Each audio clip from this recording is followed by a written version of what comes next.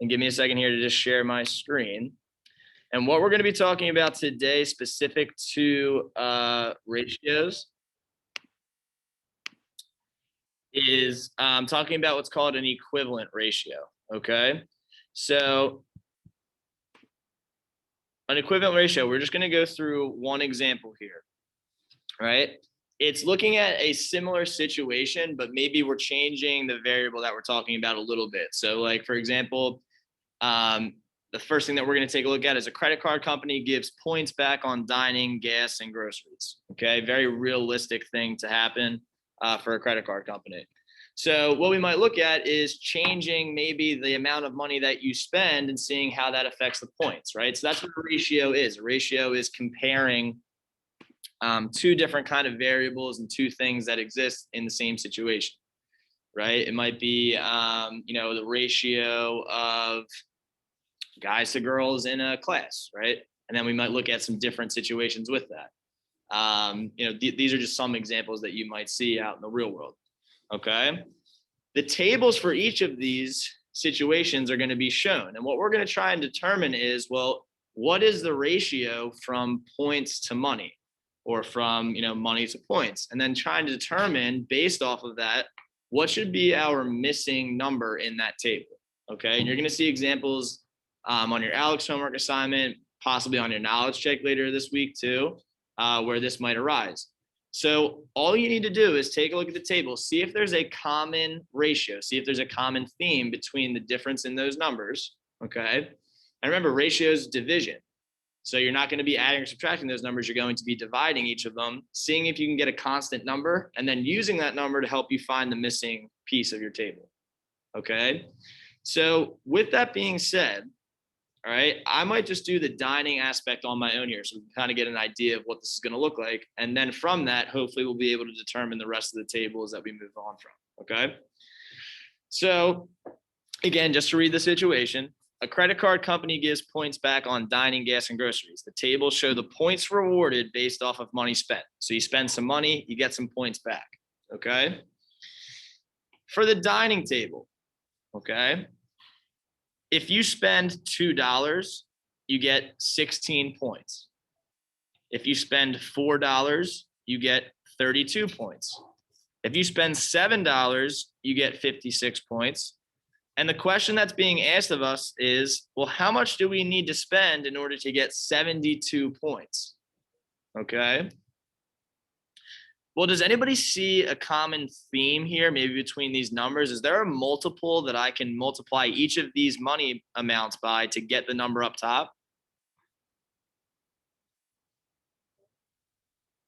What's that?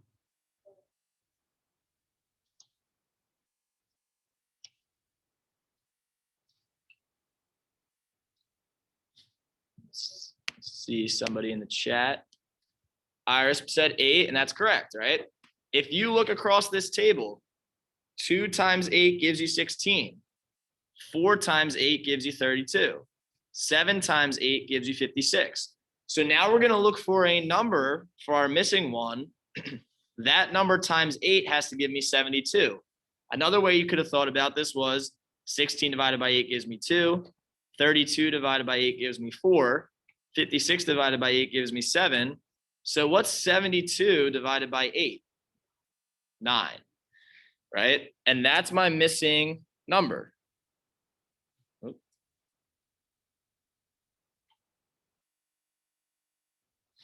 Jeez Louise. So in order to gain 72 points back from dining, you have to spend $9. And that's the question that I asked you, but questions that you'll be asked, right? How can you apply that to the situation that you have? All right. So the first thing we did was we looked for that multiple, and then we applied it to that new situation, and we answer our question. Does anybody have any questions about that first example?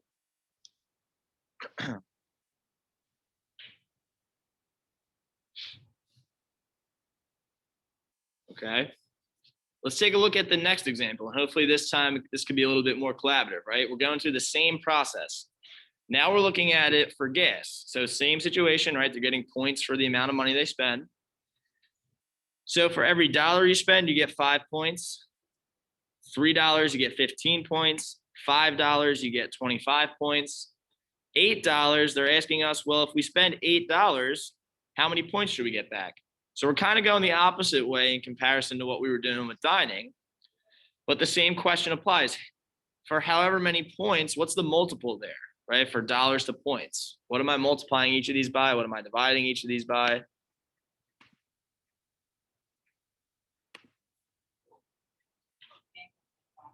Five. Exactly.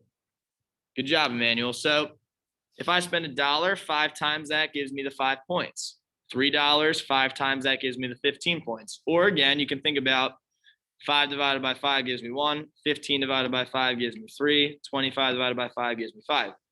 So there's going to be times when they ask you that, like, is there a common theme? Is there a common factor or a number that they're being multiplied together by? And you see that trend within each of your tables. So you would say yes. You would answer that with each of them are, being multiplied by 5.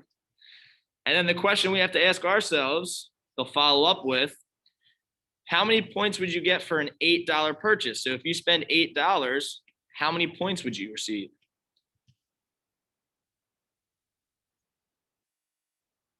What do you? I just can't even hear what you're saying. So that would be if you multiplied it by 4.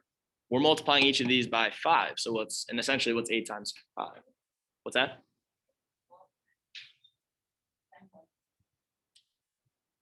40. Good. So you would get 40 points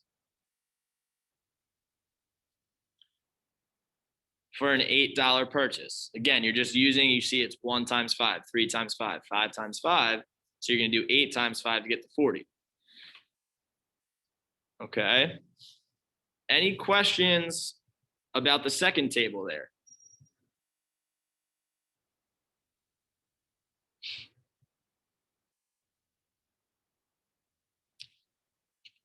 Okay. The last piece of our situation is talking about groceries. So they're saying when I spend X amount of money, I get a certain amount of points back on groceries. Well, for this table, they're saying $5 spent gives you 30 points. $7 spent gives you 42 points. $10 spent gives you 60 points. So we're looking at our table. We're going to try and determine, is there a number that we can multiply each of those by that's consistent throughout my table? What's that number? Does anybody see a pattern there?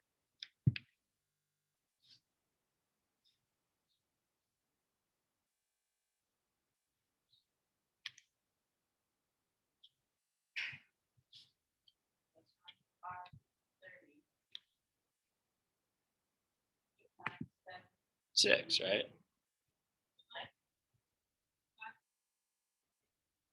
Right. So 5 times 6 gives me 30. Does that work for 7 times 6? Does that give me 42? What about 10 times 6? Does that give me 60? Right? You see that it works for each one of my situations that they tell me. So then we're going to apply that to our missing one. So yes, we have a common theme there. We're multiplying each of these by 6.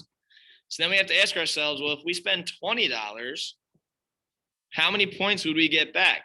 Essentially, what's 20 times 6?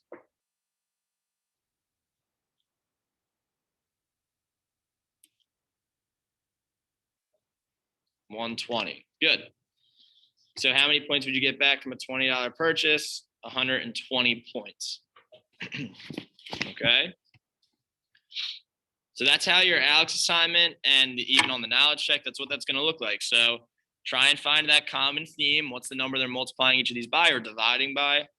And then use that to a new situation to find whatever you're missing.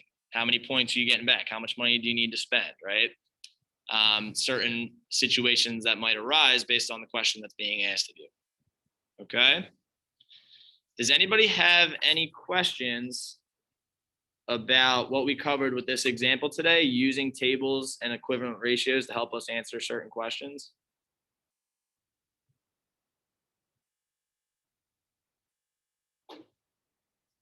Anybody have any questions, comments, or concerns? Yeah, so you can use calculators to help you if you need. It's not going to necessarily maybe help you understand what that missing variable should be until you find out what actually the trend is, right? So you could use a calculator to say, well, what divided by, what number divided by 15 gives me 3, and then see if that's consistent amongst all the other examples.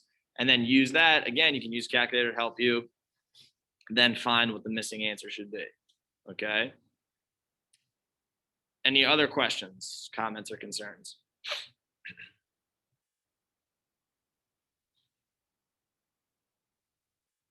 Okay.